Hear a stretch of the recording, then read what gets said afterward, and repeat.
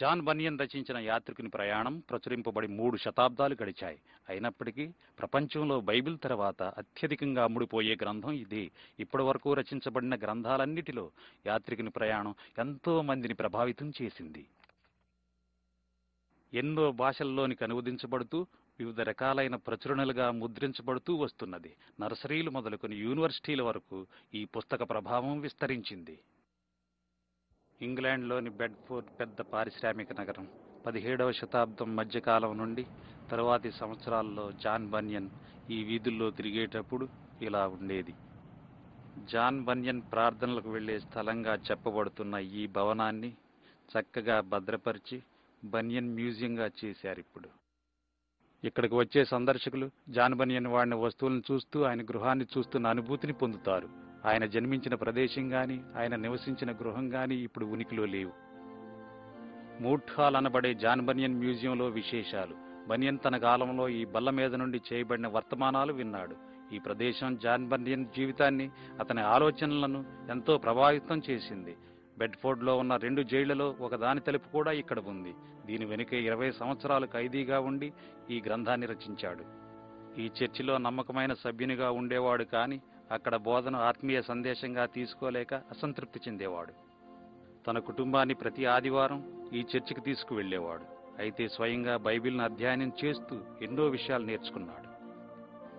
ఈ బైబిల్ అధ్యయనమే తన సంఘం మరియు వ్యక్తిగత విషయాలను ప్రశ్నించేటట్లు చేసింది. ఉదాహరణకు ఒక విషయం, అతడు కొంతకాలం ఆదివారం ఉదయం చర్చి గంటలు మ్రోగించే బాధ్యత తీసుకున్నాడు.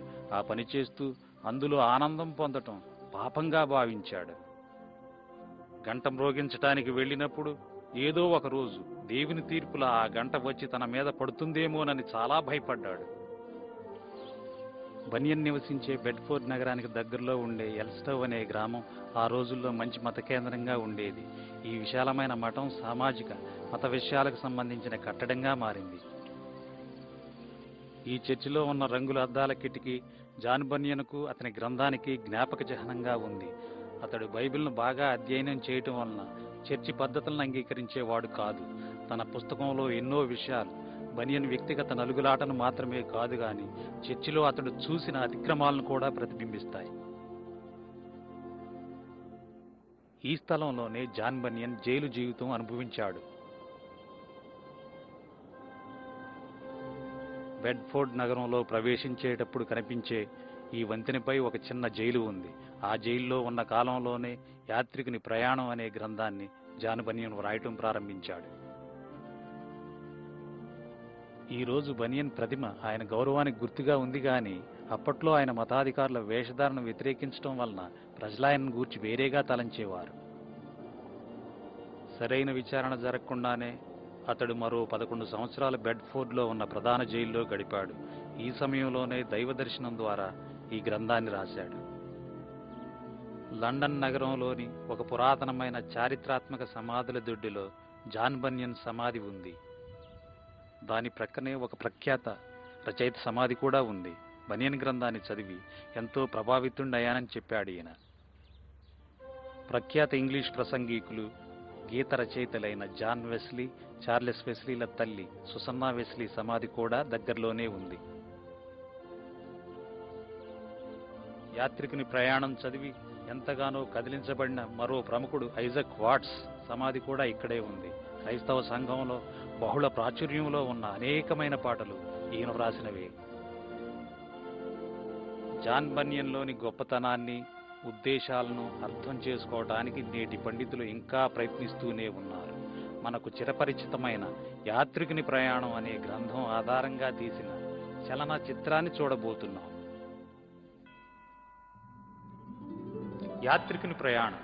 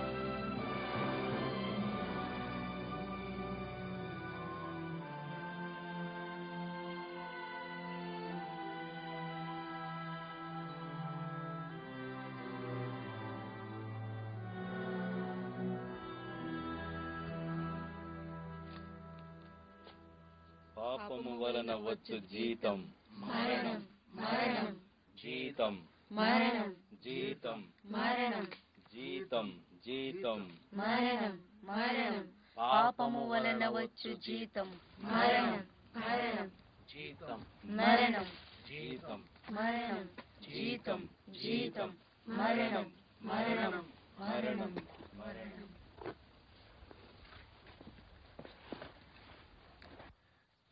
ఓ దేవా, నేను రక్షింపబడాలంటే ఏం చేయాలి? పాపము వలన వచ్చు జీతం మరణం మరణం జీతం మరణం జీతం మరణం జీతం జీతం మరణం మరణం పాపము వలన వచ్చు జీతం మరణం మరణం పాపాత్ములకు మరణం ఖాయం మరణం ఖాయం పాపము వలన వచ్చు జీతం మరణం మరణం పాపాత్ములకు మరణం ఖాయం మరణం ఖాయం పాపము వలన వచ్చు జీతం మరణం మరణం మరణం మరణం మరణం. అతని వీపుపై ఉన్న పాపపు మూటెంతో భారంగాను కష్టంగానూ ఉంది. యాత్రికుడు నాశనపురాన్ని విడిచి మోక్షరాజ్యాన్ని వెతుక్కుంటూ సాగిపోతున్నాడు. తన ప్రయాణంలో ఎన్ని ఆటంకాలు వచ్చినా, చివరికి ప్రాణాపాయం సంభవించినా సరే అన్నిటినీ ఎదుర్కోవటానికి సిద్ధపడ్డాడు.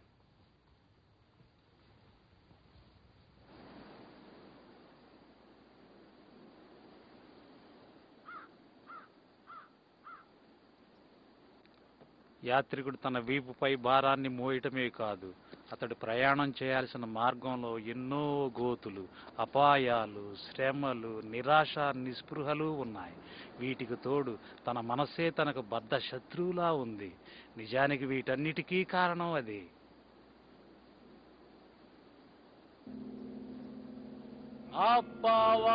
అపవాదిని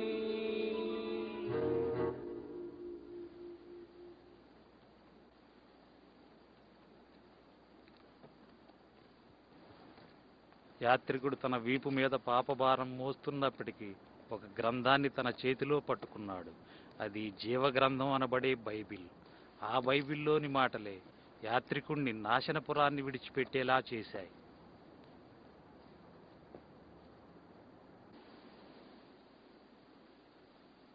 నాశనపురం. నాశనకర్త అతని ప్రయాణాన్ని ఆటంకపరచాలని ఎంత ప్రయత్నం చేస్తున్నప్పటికీ అతనికి సహాయం చేస్తూ మార్గాన్ని చూపించే స్నేహితులు కూడా ఉన్నారు.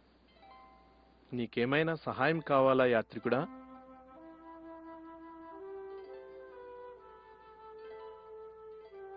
నేను నిన్ను గమనిస్తున్నాను. చాలా శ్రమల్లో ఉన్నట్లున్నావు. అవును, శ్రమల్లోనే ఉన్నాను. ఈ గ్రంథంలో రాబోయే గొప్ప దైవ తీర్పును గుర్చిన విషయాలున్నాయి. నా భార్య బిడ్డలను, ఇరుగు పొరుగు వారిని హెచ్చరించాను. అయితే వారు నా మాట వినలేదు. తీర్పు గూర్చి నువ్వు చెప్పేది నిజమే. ఆ హెచ్చరికను విని జ్ఞానంగానే ప్రవర్తించావు. నన్ను పరిచయం చేసుకొని, నా పేరు సువార్తికుడు. సువార్తికుడా, మీరు తప్పక సహాయం చెయ్యాలి. దైవ తీర్పు ఎదుర్కోవటానికి సిద్ధంగా లేను. అందువల్లే నాశనపురాన్ని విడిచి వచ్చేశా. నీవెందుకిక్కడున్నావు? ఎక్కడికెళ్లాలో నాకు తెలియడం లేదు.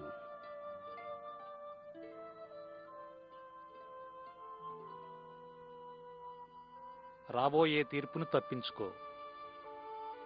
ఎంత దయగలవారు! దైవ తీర్పుని ఎలా తప్పించుకోగలను?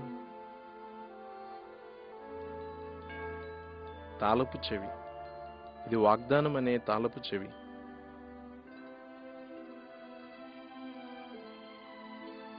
ఆ ద్వారాన్ని చూస్తున్నావా? నాకు కనిపించడం లేదండి. పోనీ ఆ వెలుగు? చూస్తున్నాను. తిన్నగా ఆ వెలుగు వైపు వెళ్ళు. అది ఒక ద్వారం దగ్గరకు నిన్ను నడిపిస్తుంది. ద్వారాన్ని చేరి తలుపు తట్టు. ఆ తరువాత ఏం చేయాలో నీకు తెలియజేయబడుతుంది.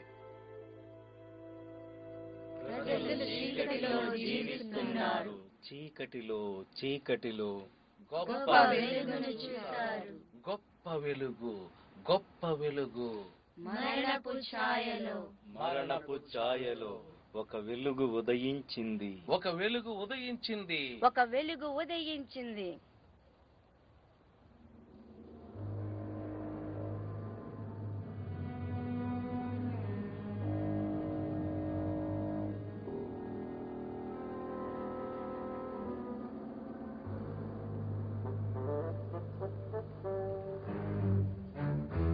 యాత్రికుడా, ఓ యాత్రికుడా. నాశనపురం నుండి యాత్రికుని పొరుగువాడైన చెంచలుడనేవాడు యాత్రికుణ్ణి కనుగొని మరలా భార్యాబిడ్డల దగ్గరకు తీసుకుని పోవాలని బయలుదేరాడు. నిజానికి యాత్రికుడు తన భార్యాబిడ్డలను విడిచిపెట్టి రాలేదు. ఇరుగు పొరుగు వారి మాటలు విని యాత్రికుని భార్య నాశనపురాన్ని విడిచి తన భర్తతో కలిసి వెళ్ళటానికి తిరస్కరించింది.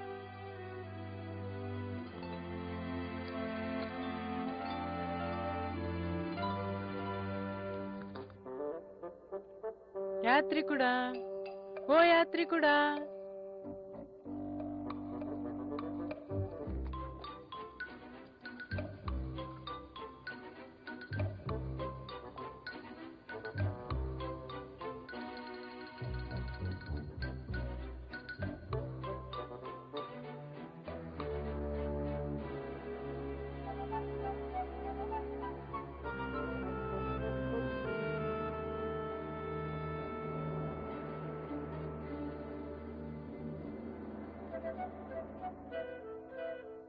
ఓ నా మంచి స్నేహితుడా, ఒక్క నిమిషం ఆగు. నేనా? సహాయం కావాలండి? ఓ, నేను పరిచయం చేసుకోలేదు కదూ. నా పేరు మూర్ఖుడు. నా పేరు చంచలుడు. చంచలుడు? చంచలుడా? అవును, ఆ, అవును. మంచి కుటుంబం అయ్యా మీది. నాకు తెలుసు, మంచి కుటుంబం. నేను యాత్రికుడిని కలుసుకోవాలని ప్రయత్నిస్తున్నాను. యాత్రికుడు? యాత్రికుడా? నేనెప్పుడు ఆ పేరు విన్నట్టులేదే. ఈ రోజు ఉదయమే వెళ్ళిపోయాడు. ఆయన భార్యను, పిల్లల్ని, స్నేహితుల్ని విడిచిపోయాడు. పాపం పాపం, ఎంత బాధ. మంచి మంచి మనుషులందరూ ఇలాగే పాడైపోతున్నారు కదా. అవునవునవునవునవును, మహా బాధ. సహాయం చేయగలరా? యాత్రికుణ్ణి తన భార్య బిడ్డల దగ్గరకు తీసుకెళ్ళాలి. మళ్ళీ అతను మంచిగా మార్చాలంటావా? బహుశా నేను సహాయం చేయగలను అనుకో. సహాయం చేయడం నాకు వెన్నతో పెట్టిన విద్య. తప్పకుండా తప్పకుండా. అలాగే అలాగే అలాగే.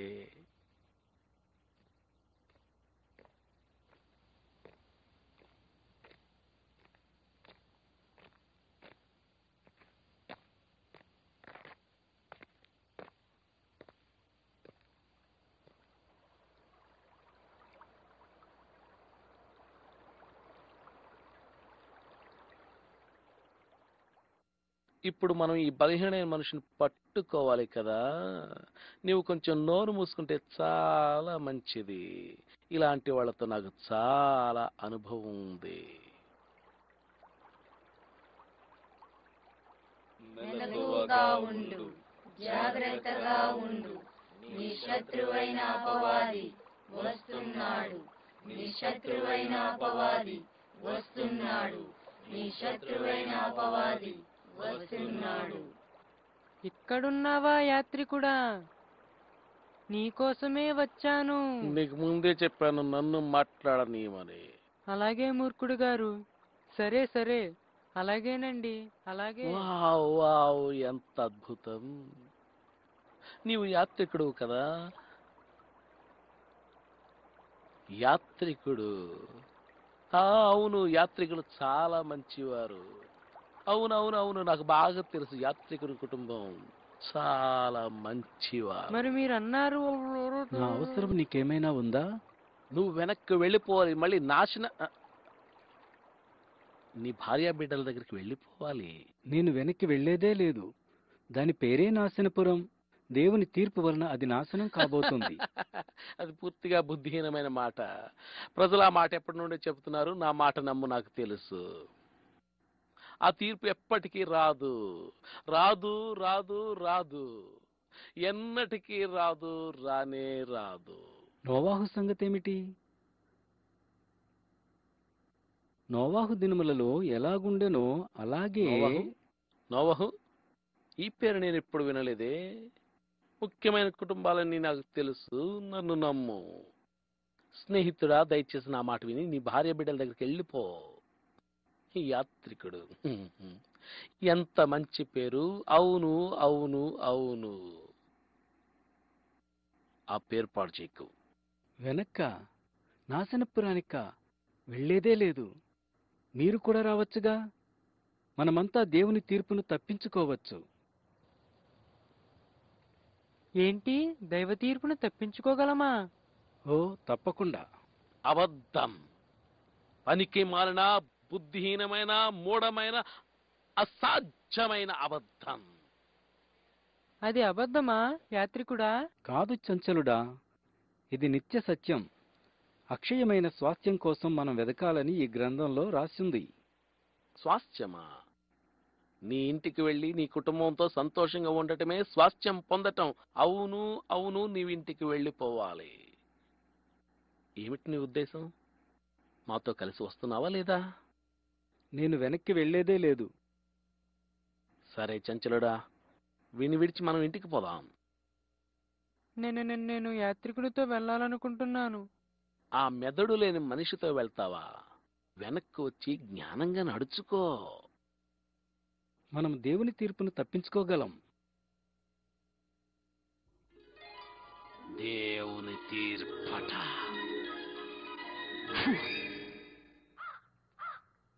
మనుషులొక్కసారే మృతి పొందవలెనని నియమింపబడెను. ఆ తరువాత తీర్పు జరుగును. నీ దగ్గరున్న గ్రంథంలోని మాటలు సత్యమని నువ్వు నమ్ముతున్నావా యాత్రికుడా? ఆ గ్రంథంలో రాయబడినట్లు నిత్యజీవ నిరీక్షణార్థం అనాది కాలములో సత్యదేవుడు వాగ్దానం చేశాడు.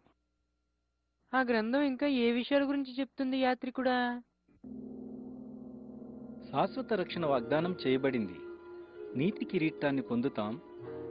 ఇక దుఃఖం, కన్నీరు ఉండవక్కడ.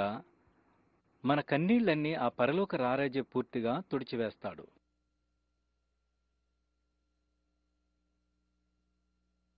అక్కడ ఎవరైనా మనల్ని హేళన చేస్తారా? లేదు చంచలుడా. అద్భుతం అద్భుతం. అక్కడ ఎవరుంటారు? లక్షలాది మంది మనకంటే ముందుగా అక్కడికి వెళ్లారు. వారు ప్రేమగల పరిశుద్ధులు. వారంతా దైవ సన్నిధిలో ఉన్నారు. వారంతా దేవునికి ప్రియులు. అక్కడికి చేరడానికి ఇక ఆలస్యం చేయలేను.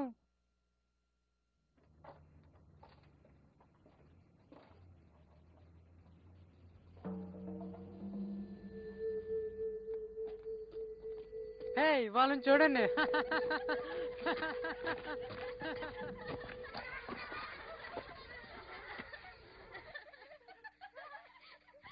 ఎవరైనా హేళన చేస్తే నాకు ఇష్టం ఉండదు. బాధపడకు చంచలుడా, వాళ్ళ అంధకార సంబంధులు.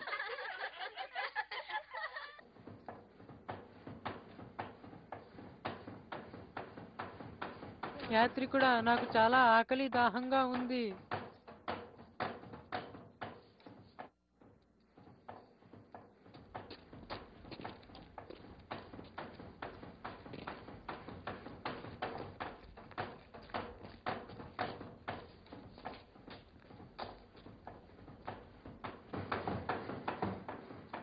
ఏమండి, మంచినీళ్ళు కొంచెం ఇస్తారా?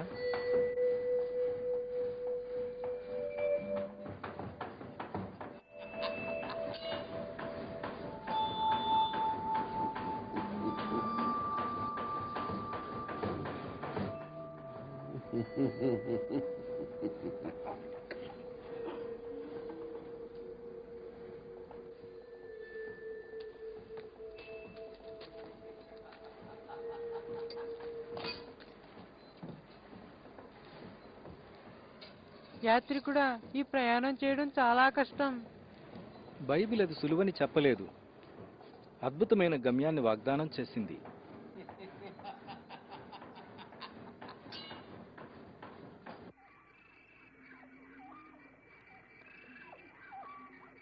త్వరగా వెళ్ళలేమా యాత్రికుడా? ఆ ప్రదేశాన్ని చేరాలని ఆశగా ఉంది. నేను త్వరగా నడవలేను. ఎందుకంటే నా వీపున భారం ఉంది.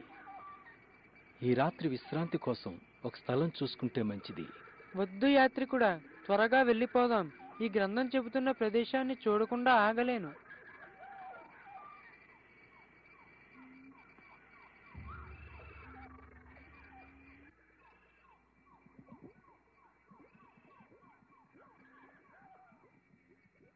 ఈ విధంగా చెంచలుడు తన మూర్ఖపు ఆతృత వల్ల బయటకు కనబడని నిరాశా ఊబిని, అపరాధపు బురద గుమ్మిని గమనించలేదు. దుష్టుని పన్నాగాల్లో చిక్కుకుని అలసిన యాత్రికులెంతో మంది ఈ నిరాశా ఊబిలో పడిపోయారు. మనిద్దరికీ ఈ దారి కొత్తది. చీకట్లో మనం జాగ్రత్తగా నడవాలి.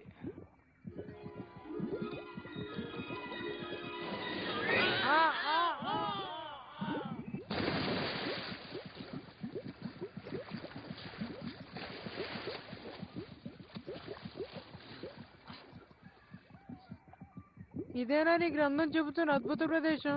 ప్రయాణం ప్రారంభంలోనే ఎలా ఉంటే ఇక చివరికి ఎలా ఉంటుందో. దయచేసి నన్ను బయటికి లాగు. ఈ భారం నన్ను ఊబిలోనికి నెట్టేస్తుంది.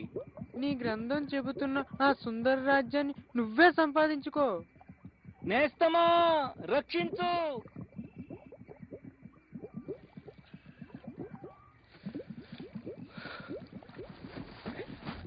నా పేరు సహాయకుడు. నీ కేకలు విన్నాను. వందనాలండి, వందనాలు. సువార్తికుడనే వ్యక్తి నన్ను కలిసి ఈ దారి గుండా వెళ్ళమన్నాడు. కానీ ఇలా చీకటిలో నీవు ఒక్కడవే వెళ్ళకూడదు. మనుషులు చెడుతనమనే నాచుతోనూ మురికితోనూ నిరాశ ఊబి నిండిపోయింది. పాపం చేసిన వారు తమ ఘోరస్థితిని తెలుసుకున్న తరువాత భయ సందేహాలతో ఈ ఘోరమైన ఊబిలో తరచుగా పడిపోతుంటారు. అలాంటి వారిని మీరు కాపాడతారా? సహాయాన్ని వారు కోరుకుంటే పాపం ఎక్కడ విస్తరించినో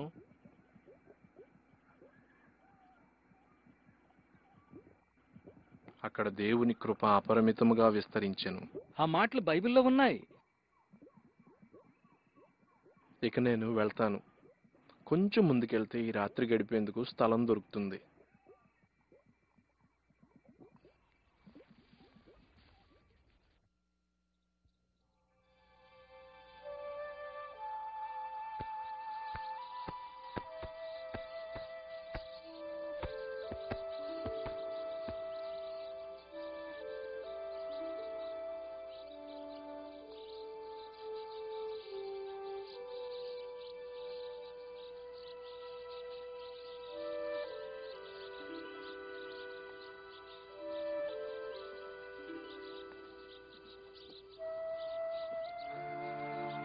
యాత్రికుని ఆత్మకు వ్యతిరేకంగా శత్రువైన సాతాను శోధనలు ఎక్కువ చేసినప్పటికీ ఈ ప్రయాణికుడు తన మార్గంలో సాగిపోతూనే ఉన్నాడు.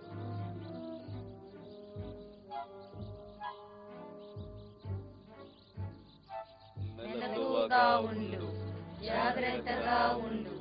నీ శత్రువైన అపవాది వస్తున్నాడు. నీ శత్రువైన అపవాది వస్తున్నాడు. నీ శత్రువైన అపవాది వస్తున్నాడు.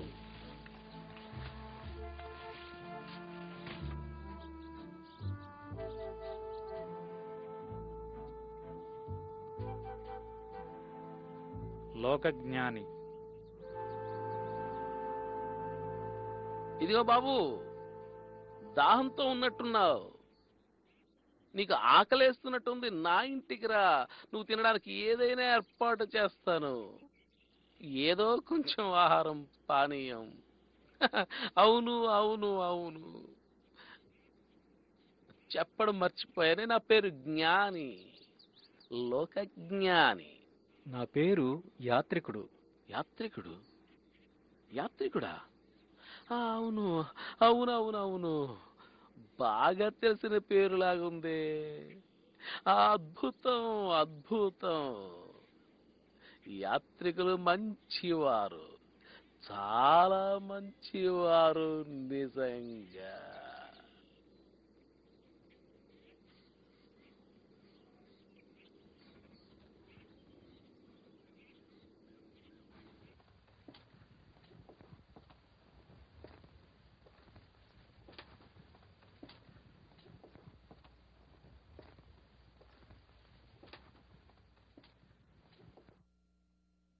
నువ్వు మా కుటుంబం గురించి వినే ఉంటావు. చెప్పాలంటే మాది చాలా పేరున్న వంశం. అవునవును, మమ్మల్ని ఏదైనా అడుగు, నీకు ఇష్టం వచ్చింది ఏదైనా అడుగు, నీకు జవాబు దొరుకుతుంది.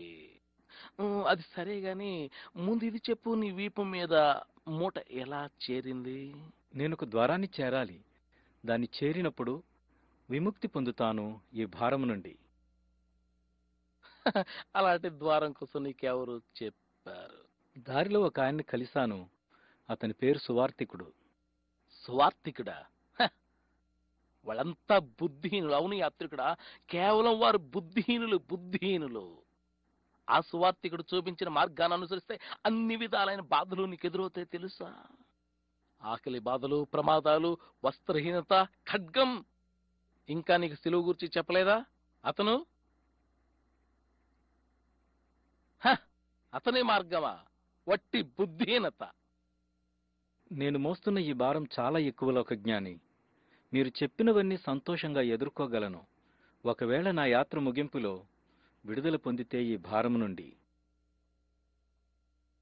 అసలు నీకు ఈ భారం ఎలా దొరికింది చెప్పు? ఈ బైబిల్ చదవడం ద్వారా.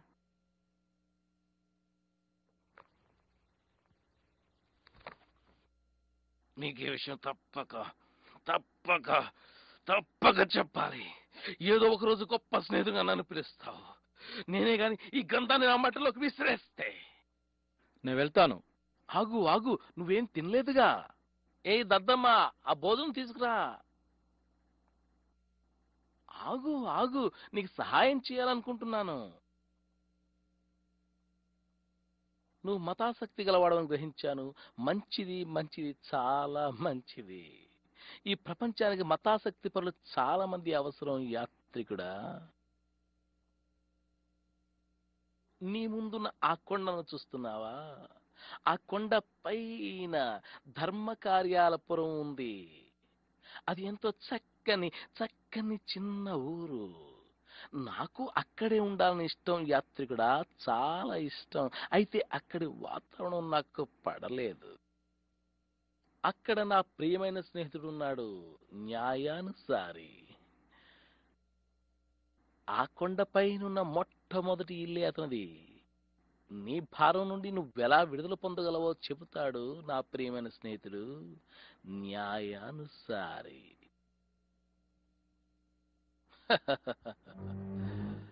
అవును.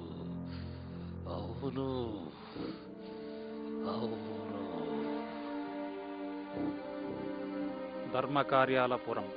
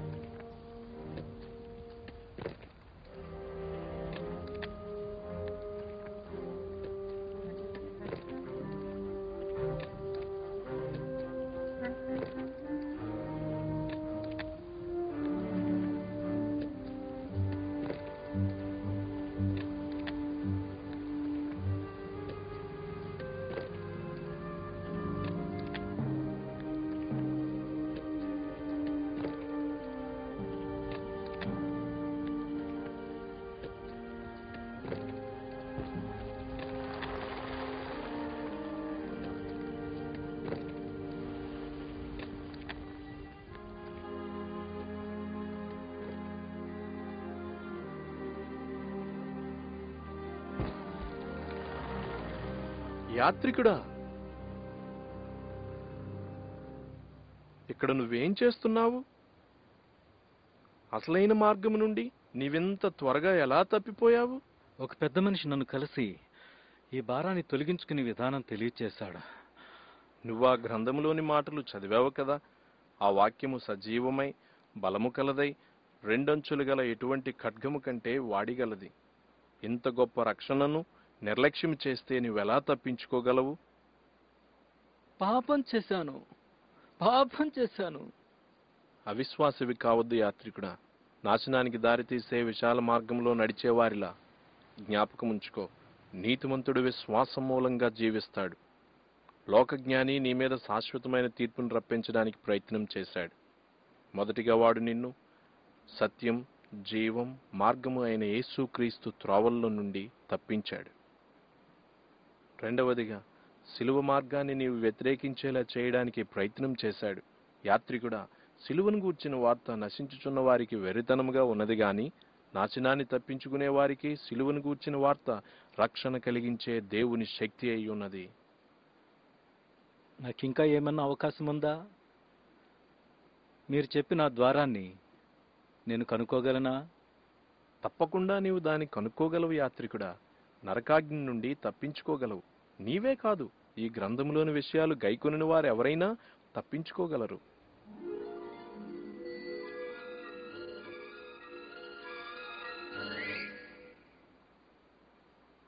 విశ్వాసము ద్వారా కృపచేతనే రక్షింపబడి ఉన్నారు. విశ్వాసము ద్వారా క్రియల వలన కలిగినది కాదు. దేవుని వరమే విశ్వాసము ద్వారా రక్షింపబడి ఉన్నారు.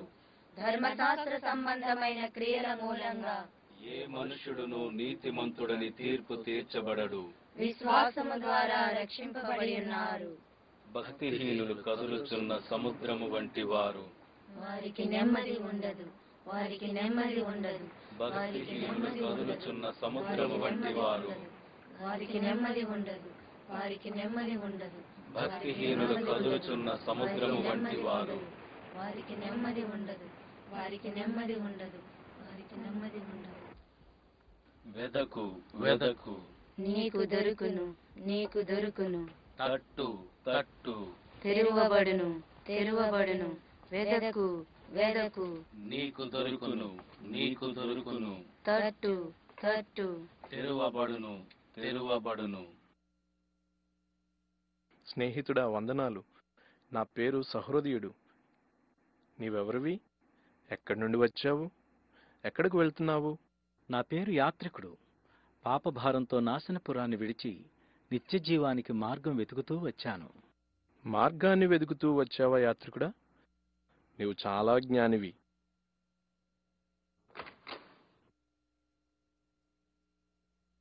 రా, నీకు చూపిస్తాను.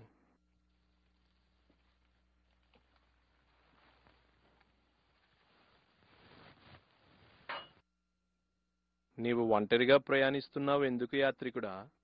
రాబోయే తీర్పు గూర్చి హెచ్చరించినప్పుడు ఎవరూ నా మాట వినలేదు. నా కుటుంబం, ఇరుగు పొరుగువారు, స్నేహితులు నన్ను హేళన చేశారు. అదంతే, ఈ లోకంలో తరచుగా అలా జరుగుతుంది. సహృదయుడా, దయచేసి నా వీపు మీదున్న ఈ భారాన్ని తొలగించి నాకు సహాయం చేయగలవా? జవాబు ఆ గ్రంథంలోనే ఉంది. ఈ దారిలోనే కొంచెం ముందుకెళ్తే ఉపదేశకుని ఇల్లు కనిపిస్తుంది. అతని దగ్గరికెళ్ళు, నీకు సహాయం చేస్తాడు. వందనాలండి, వందనాలు. విశాల మార్గం నాశనానికి నడిపిస్తుంది. ఇరుకు మార్గం జీవమునకు దారి చూపిస్తుంది. విశాల మార్గం నాశనానికే, నాశనానికే. ఇరుకు మార్గం జీవమునకే, జీవమునకే. విశాల మార్గం నాశనానికే, నాశనానికే.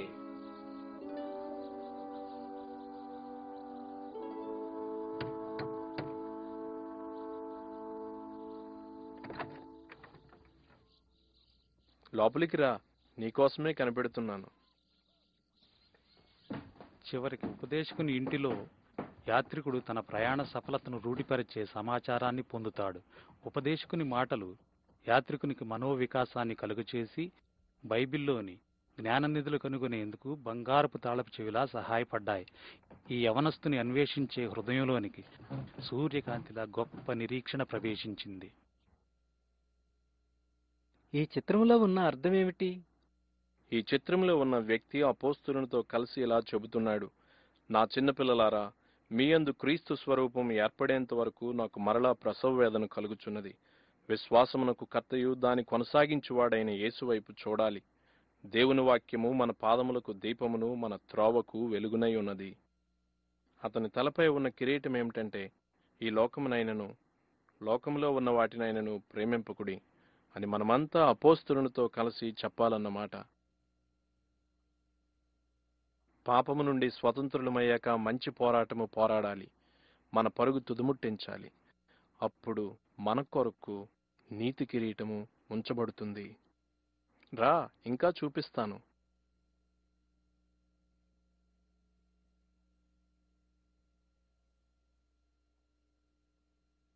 ఆ భారం గూర్చి ఆలోచిస్తున్నావు కదూ?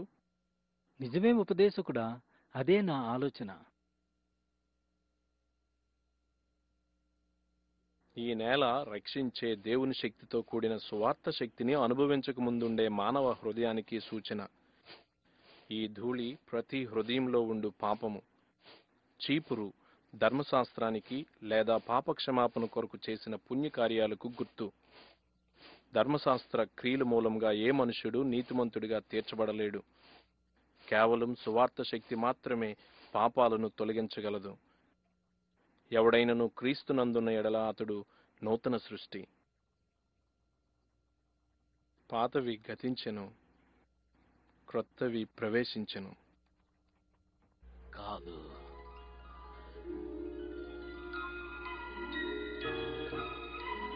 కాదు, కాదు, కానే కాదు.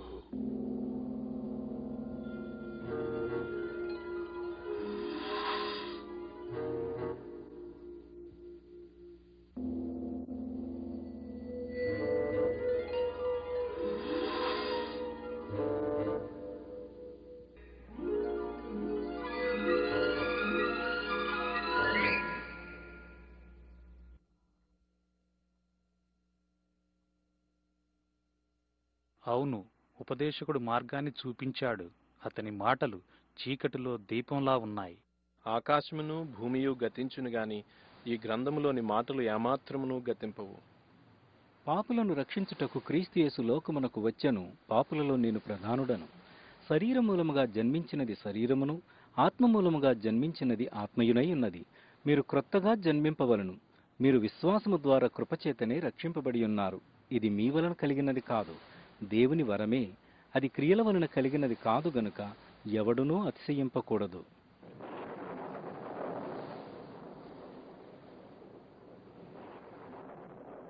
మీరు మన ప్రభువైన యేసుక్రీస్తు కృపను ఎరుగుదురు గదా. ఆయన ధనవంతుడై యుండియు మీరు తన దారిద్ర్యం వలన ధనవంతులు కావాలని మీ నిమిత్తము దరిద్రుడాయను. కాబట్టి యాత్రికుడా, తన దారిద్ర్యం వలన నీవు ధనవంతుడు కావాలి. కాబట్టి తన దారిద్ర్యము వలన నీవు ధనవంతుడవు కావాలి. కాబట్టి తన దారిద్ర్యము వలన నీవు ధనవంతుడవు కావాలి. కాబట్టి తన దారిద్ర్యము వలన నీవు ధనవంతుడవు కావాలి.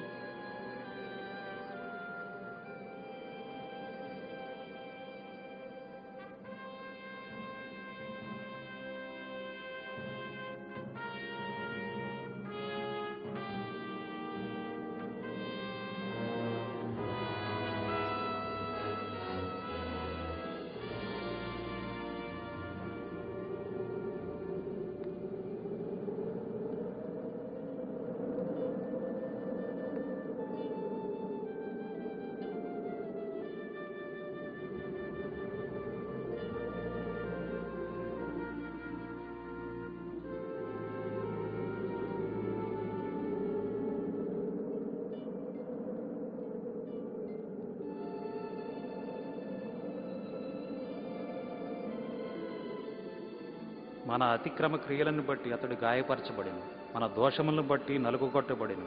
మన సమాధానార్థమైన శిక్ష అతని మీద పడిను. అతడు పొందిన దెబ్బల చేత మనకు స్వస్థత కలుగుచున్నది. తండ్రి, వారిని క్షమించుము. నన్ను క్షమించుము. సమాప్తమైనది. సమాప్తం.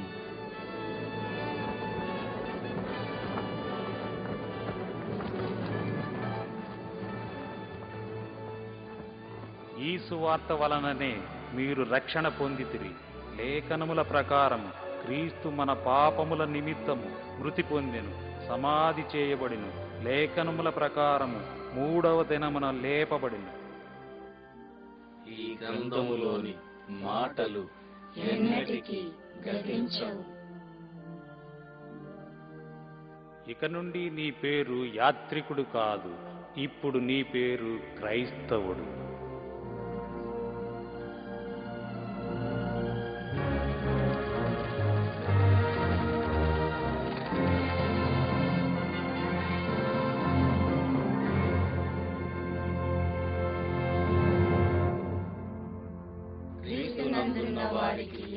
శిక్షా విధియు లేదు.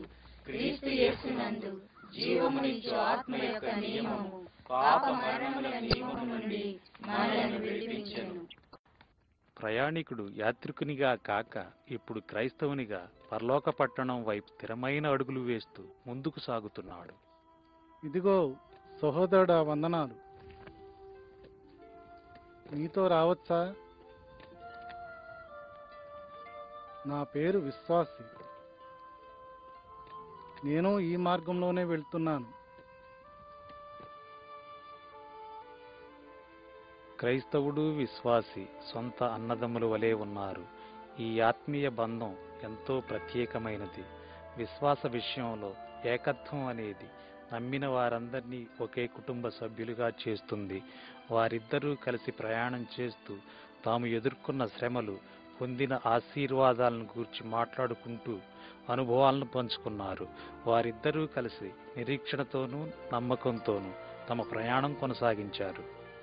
మీరు ఏక ప్రేమ కలిగి ఏక భావం గలవారుగా ఉండి ఒక్కదాని అందే మనస్సుంచుడి. కక్ష చేతనైనను వృధాతిశయము చేతనైనను ఏమీయూ చేయక వినయ మనస్సు గలవారై ఒకరినొకడు యోగ్యునిగా ఎంచుకొనుడి.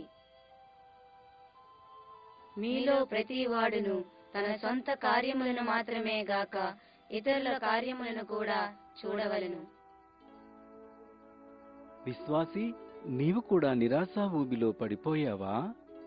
అవును, కష్టాల కొండ దగ్గర దగాపురంలో మొదటి ఆదామును కలుసుకున్నాను. అతడు తన 3 కుమార్తెలను వివాహం చేసుకోమని కోరాడు. వారు అందంగా ఉన్నారు. వారిది లోకం చూసే అందం. వాళ్ళ పేర్లేమిటి? వారి పేర్ల శరీరాశ, నేత్రాశ, జీవపు డంబము. నీవు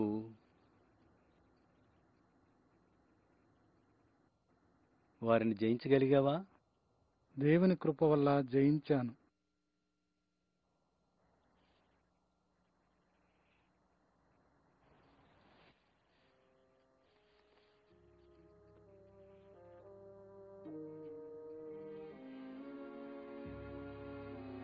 కీర్తనాకారుని మాటలు ఎంత సత్యమైనవి! వేటకాని ఉరిలో చిక్కుకోకుండా మనం జాగ్రత్త పడాలి.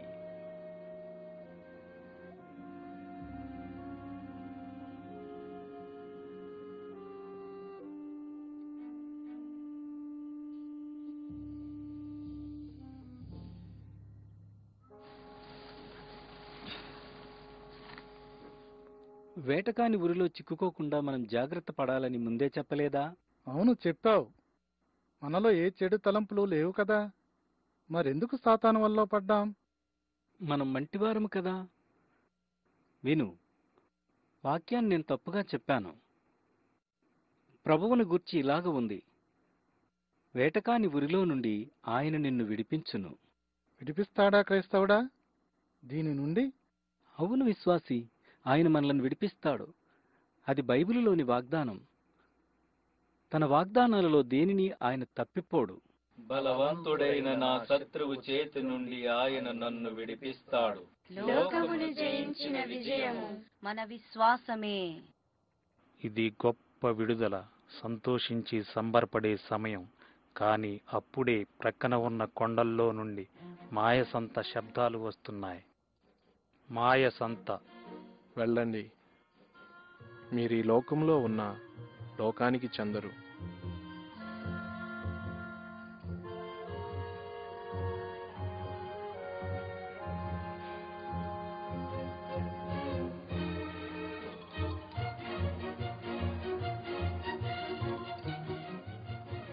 వ్యర్థము వ్యర్థము సమస్తము వ్యర్థము, వ్యర్థము వ్యర్థము సమస్తము వ్యర్థము. సూర్యుని క్రింద దుర్వస్థ ఒకటి నాకు కనబడెను. అది మనుషులకు బహువిశేషముగా కలుగుతున్నది. నీవు మేలును అనుభవించి చూడుమని నేను నా హృదయముతో చెప్పుకుంటుని, అయితే అది వ్యర్థ ప్రయత్నమాయను. నేను గొప్ప పనులు చేయబూనుకుంటుని. వ్యర్థము వ్యర్థము సమస్తము వ్యర్థము.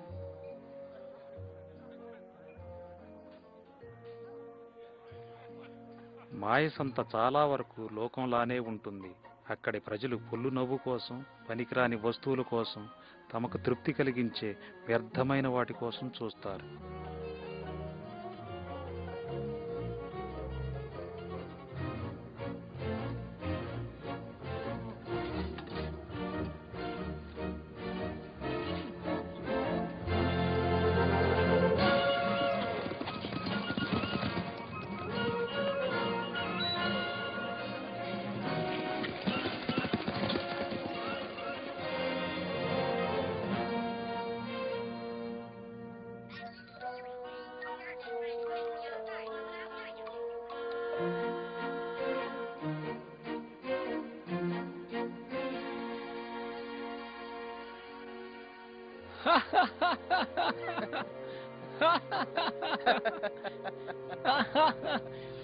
ఇదిగో అందరూ ఇలా వచ్చి వీళ్ళని చూడండి.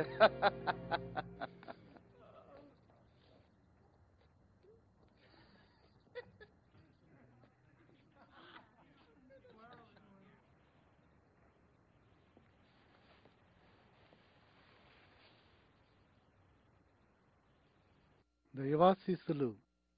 దైవాశిష్యులు దైవాశిష్యులు దైవాశీస్సులు.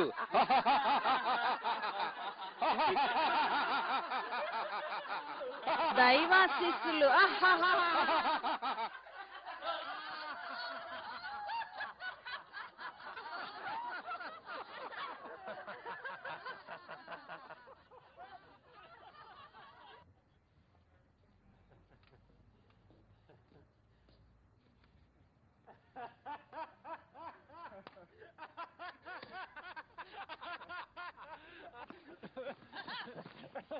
మనం ఏం చేద్దాం క్రైస్తవుడా?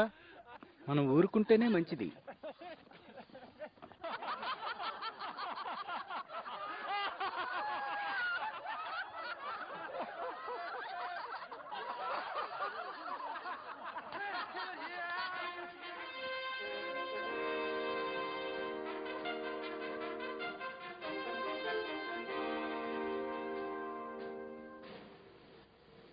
యువరాజు,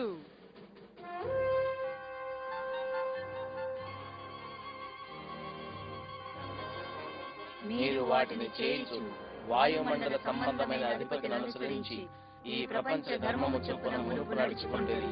దేనికి మిమ్మల్ని మీరు దాసులుగా అప్పగించుకున్నారో అది చావు నిమిత్తముగా పాపమునకే గాని నీతి నిమిత్తముగా విధేయతకే గాని దేనికి మీరు లోబడతారో దానికే దాసులగుదురు.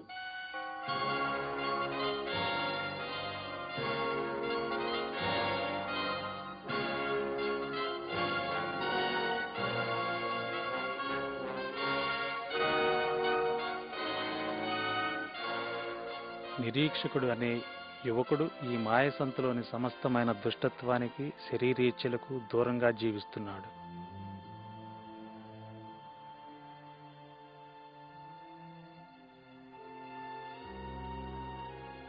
యువరాజు ముందు నిలబడేందుకు వాళ్ళకెంత ధైర్యం! మనోళ్ళు కార్లే. నిరీక్షకుడు తన యవ్వన కాలమంతటిలో ఇలా లోకాధిపతిని వ్యతిరేకించిన వారిని చూడలేదు. అంతేకాదు, ఇలా హఠాత్తుగా బయటపడిన ఈ కొత్త వ్యక్తుల్లాంటి వాళ్లను కూడా అతడు చూడలేదు. ఆ గ్రంథాన్ని ఇలావు.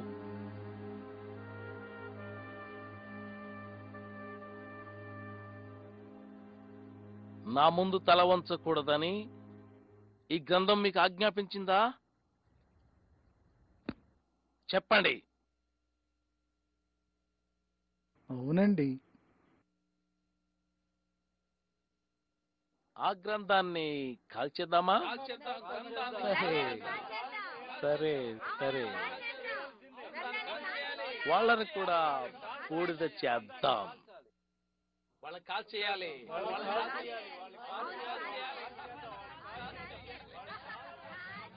మీ ఇద్దరికి మరణశిక్ష విధిస్తున్నాను. వాళ్ళని కాల్చేయాలి.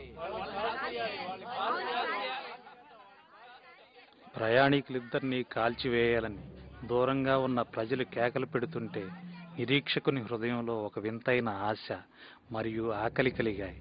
నిజంగా ఏదైనా ఉత్తమమైన మార్గం ఉంటే దాన్ని కనుగొనటానికి ధైర్యం కలిగింది.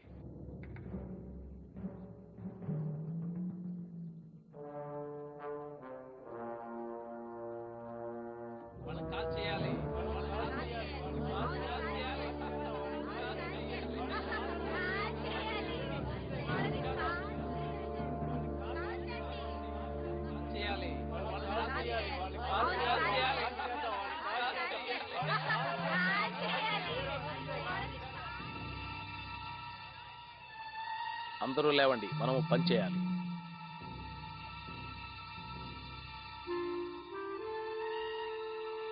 మొదటి ప్రయాణికుడిని తీసుకురండి.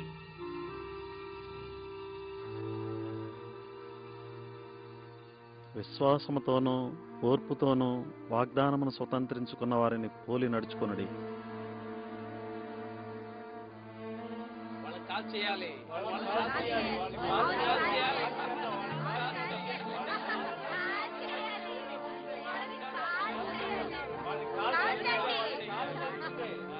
నేను మీతో సత్యమును చెప్పుచున్నాను, ఎవడైనను నా మాట విని నన్ను పంపిన వాని యందు విశ్వాసముంచిన ఎడల వాడు తీర్పులోనికి రాక నిత్య జీవంలోనికి వచ్చును.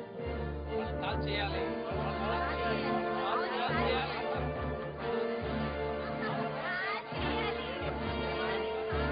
ఆ గురువుని ఇలా తీసుకురండి.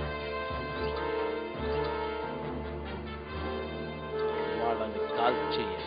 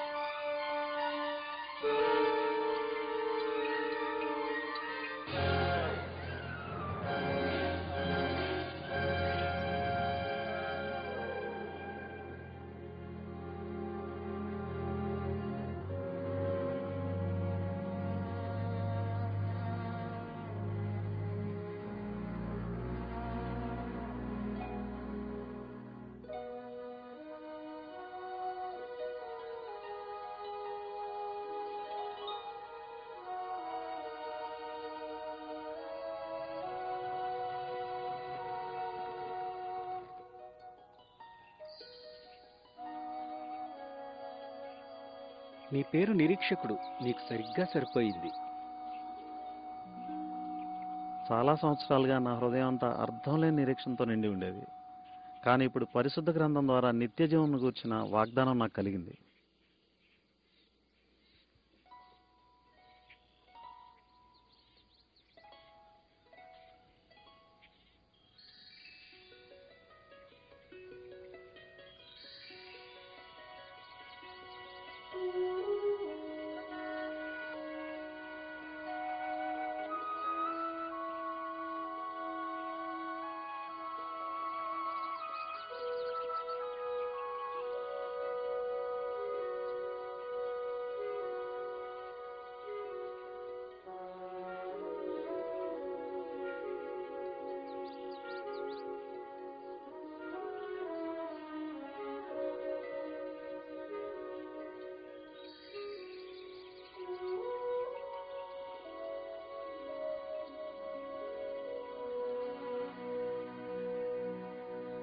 నేనెప్పుడూ ఇటువంటి అద్భుతాలను ఇంతకుముందు చూడలేదు.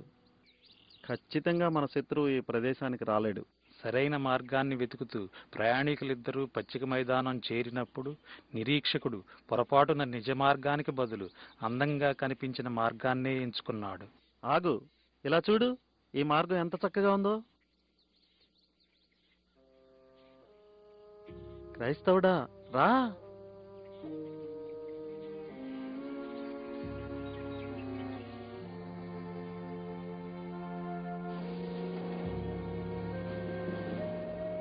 నిరీక్షకుడా, మనం మార్గం తప్పినట్టున్నాం. మన ముందు తుఫానుంది చూడు. ఇంకా మనం తప్పు మార్గంలోనే వెళుతున్నాం నిరీక్షకుడా.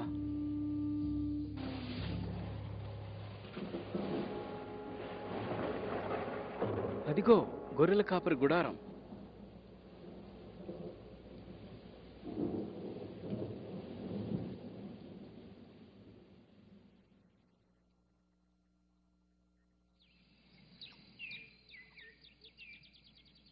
చూడు క్రైస్తవుడా, ఈ రాత్రికి మనం ఆ కోటలో పడుకోవచ్చు. తినడానికి ఏమైనా దొరుకుతుందా?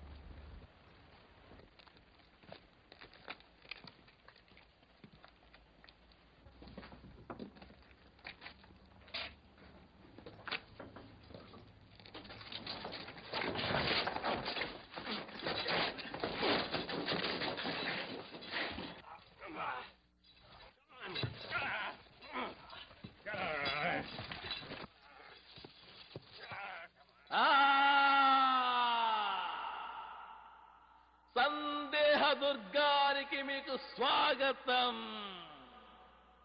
నేను మీకు ఆతిథ్యం ఇచ్చే నిరాశ రాక్షసుణ్ణి.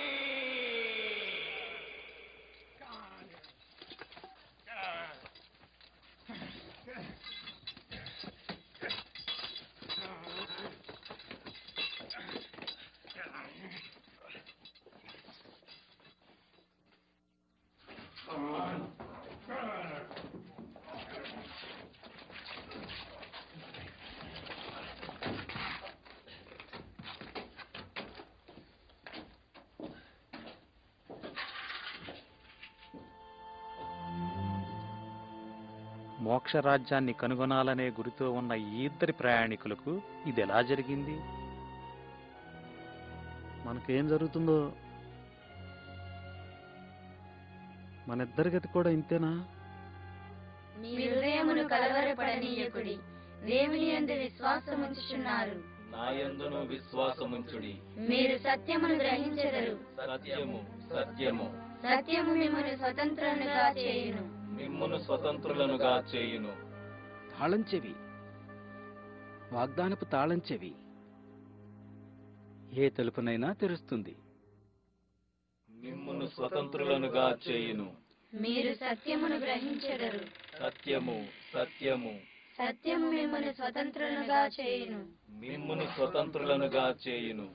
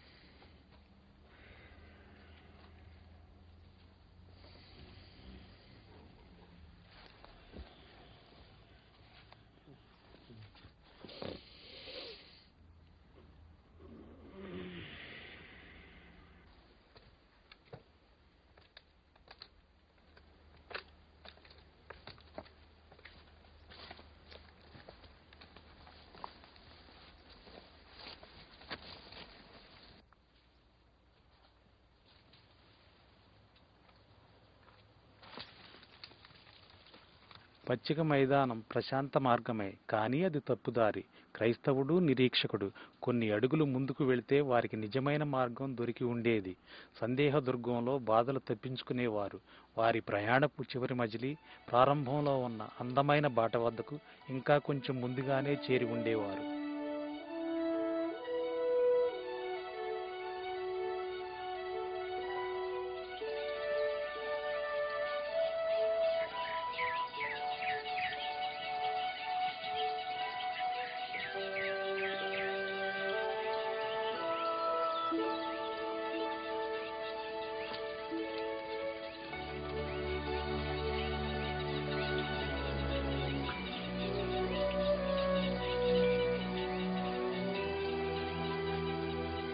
ఈ సుందర ప్రదేశంలో రకరకాల ఫలాలు, పుష్పాలు, పాలుతేనెలు ఉన్నాయి.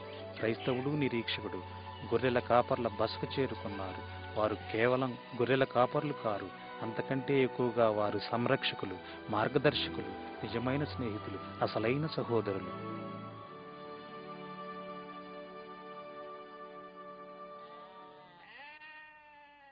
రండి, ఇది ఇమ్మానుయేలు దేశం. నా పేరు సుజ్ఞాని.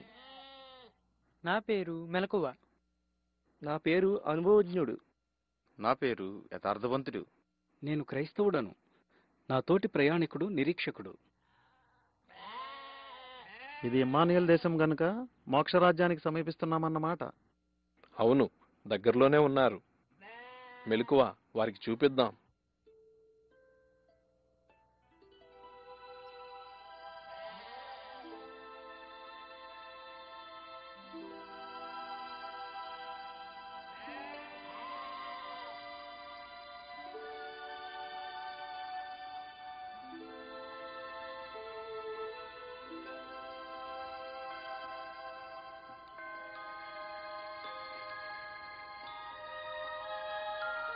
చూడు నిరీక్షకుడా ఎలాగుందో.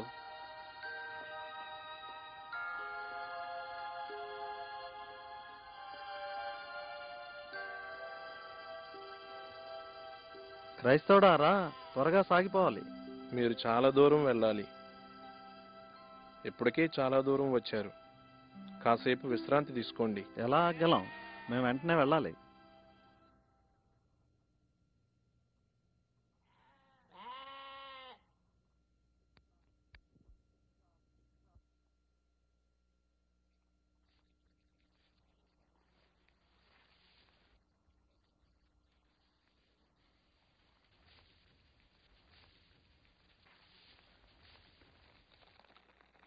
అటు పిమ్మట అపవాది చేత శోధింపబడుటకు యేసు ఆత్మ వలన అరణ్యములోనికి కొనిపోబడెను. నిరీక్షకుడా చూసావా, యేసుక్రీస్తు కూడా దుష్టునిచే శోధింపబడ్డాడు. ఎందుకంటే యేసు అరణ్యములో ఉన్నాడు గనుక. అయితే ఇది పెద్ద తోటలా ఉంది. ఇది ఇమ్మానుయేలు దేశం.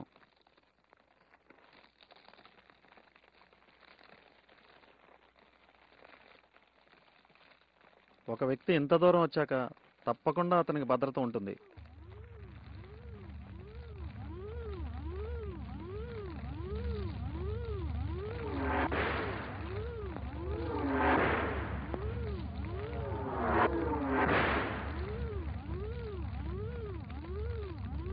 విశ్వాసమును డాలు పట్టుకొనుడి, విశ్వాసమును డాలు పట్టుకొనుడి, విశ్వాసమును డాలు పట్టుకొనుడి. దేవుని వాక్యమును ఆత్మ ఖడ్గమును చేత పట్టుకొనుడి, దేవుని వాక్యమును ఆత్మ ఖడ్గమును చేత పట్టుకొనుడి, దేవుని వాక్యమును ఆత్మ ఖడ్గమును చేత పట్టుకొనుడి.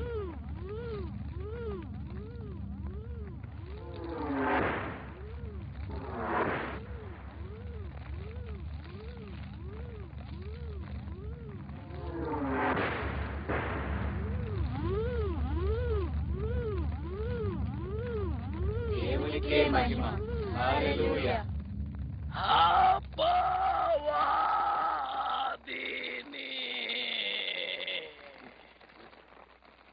యుద్ధం చేసేది మీరు కాదు. క్రైస్తవుడు ఈ మాటను బైబిల్లో ఎన్నోసార్లు చదివాడు. యుద్ధం యెహోవాదే. యుద్ధం యెహోవాది అయినట్లే విజయం కూడా యెహోవాదే. ఈ విధంగా వారి ప్రయాణం ముగిసింది. క్రైస్తవుడు, నిరీక్షకుడు అని వీరిద్దరూ మోక్ష రాజ్యంలో ప్రవేశించే సమయం వచ్చింది.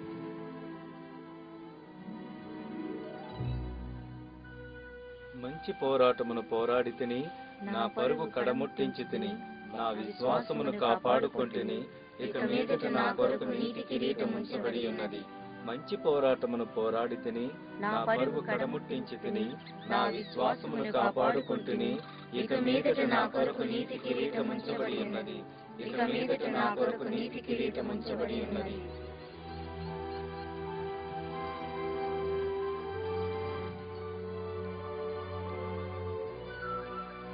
ఆకాశమును భూమియు గతించును గాని నా మాటలు ఏమాత్రమును గతింపవు.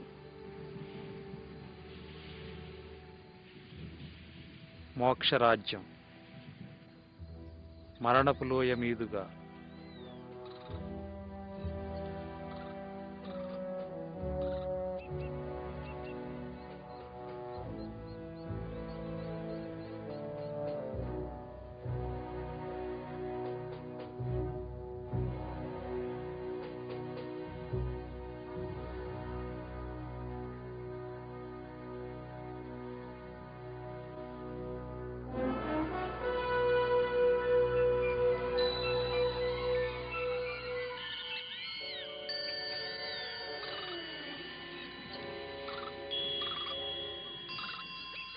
నా మాటలు ఏమాత్రమును గతింపవు. నా మాటలు ఏమాత్రమును గతింపవు. నా మాటలు ఏమాత్రమును గతింపవు. నా మాటలు ఏమాత్రమును గతింపవు. యెహోవా నా కాపరి, నాకు లేమి కలుగదు. గాఢాంధకారపు లోయలో నేను సంచరించినను ఏ అపాయమునకు భయపడను. నీవు నాకు తోడుగా ఉందువు. నీ దుడ్డు కర్రయు నీ దండమును నన్నాదరించును. ఏ అపాయమునకు భయపడను. నీవు నాకు తోడుగా ఉందువు. నీ దుడ్డు కర్రయు నీ దండమును నన్నాదరించును.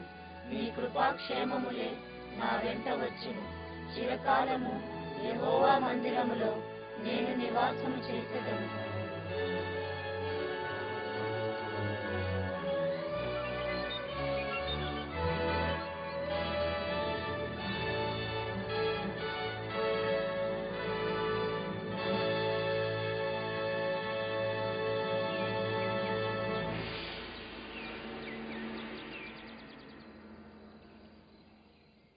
వాళ్ళని పోగొట్టుకున్నాను.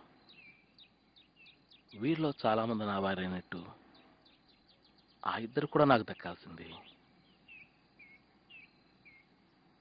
అదిగో అక్కడున్నాడు నావాడే. ఆ ముగ్గురు, అక్కడ ఒకరు, అవును అక్కడ ఒకరు.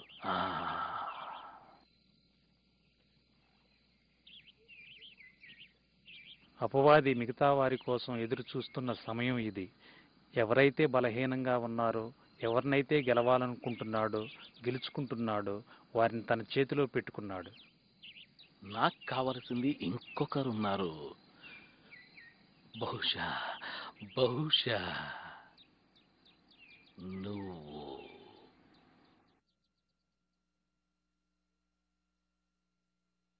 మీరు పరదేశులను యాత్రికులను అయ్యున్నారు కనుక ఆత్మకు విరోధంగా పోరాడు శరీరేచ్ఛలను విసర్జించుడి.